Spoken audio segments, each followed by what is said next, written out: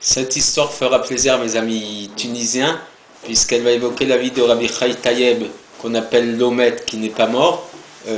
Pourquoi je raconte cette histoire cette semaine, puisqu'on parle de Chaim et Sarah, la vie de Sarah, et comme j'expliquais dans le cours de la semaine, on a l'impression de parler de la mort de Sarah, alors que de la vie de Sarah dans le titre de la paracha, alors que apparemment on va parler de sa mort.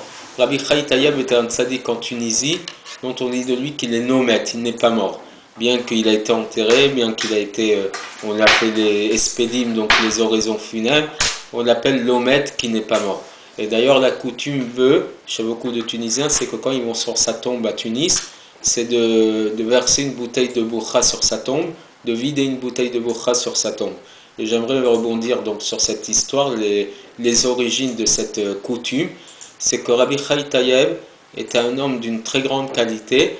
Et peut-être qu'une de ses qualités supplémentaires, c'est qu'il disait ses chidushim, donc ses qualités de Torah, en ayant bu de la bourra. Donc quand il buvait la bourra, il avait l'habitude de dévoiler des secrets de Torah, selon le principe qui nous dit Mishenechna Yain Yatsasod. Lorsque le vin rentre, le secret sort. Le mot yain va en valeur numérique 70, comme le mot sod. Le secret de la Torah, c'est aussi 70.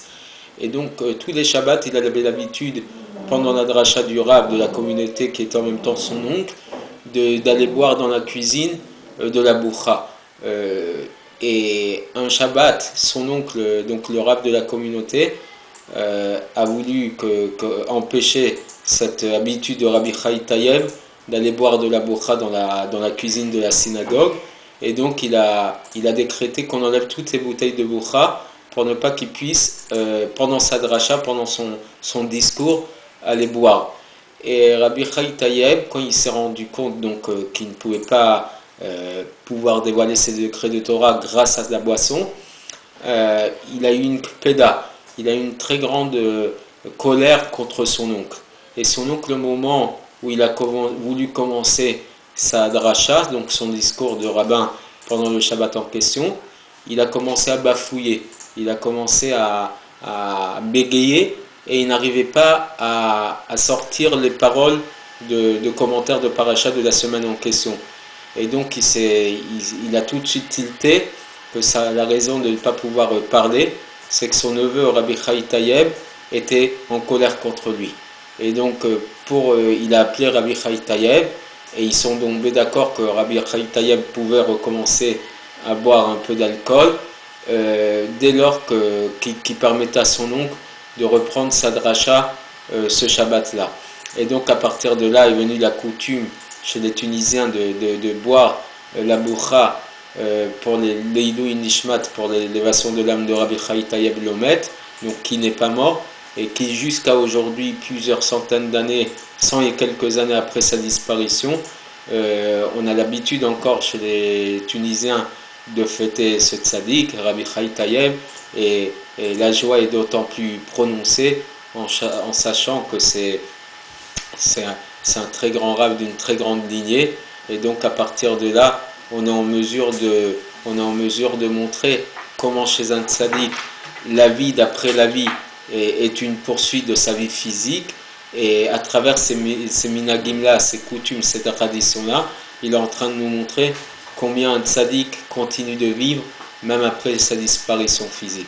Et donc quand chaque année nous fêtons et nous commémorons les neshamot et les âmes des tzaddikim, c'est bien une preuve que leur vie a une continuité, a une suite, et sachons fêter chaque année les tzaddikim comme ils se doivent.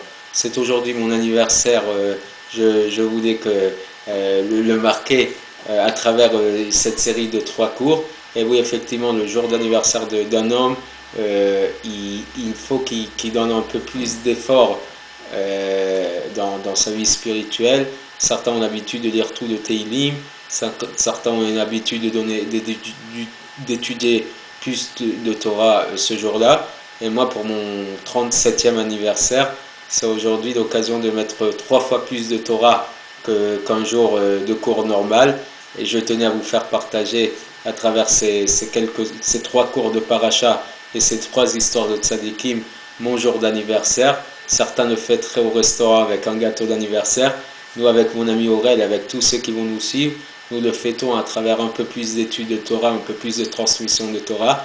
Donc Shavuot Tov, et que ce soit un mois, le mois de Cheshvan, qui est censé être vide, puisque sans mitzvot, sans fête, c'est un mois qui va être un mois de din dans l'étude de la Torah. Et je vous souhaite un bon visionnage, beaucoup d'écoute et surtout beaucoup de réflexion autour de tous ces sujets évoqués pour nous permettre d'avancer un peu plus et de faire une grande teshuva.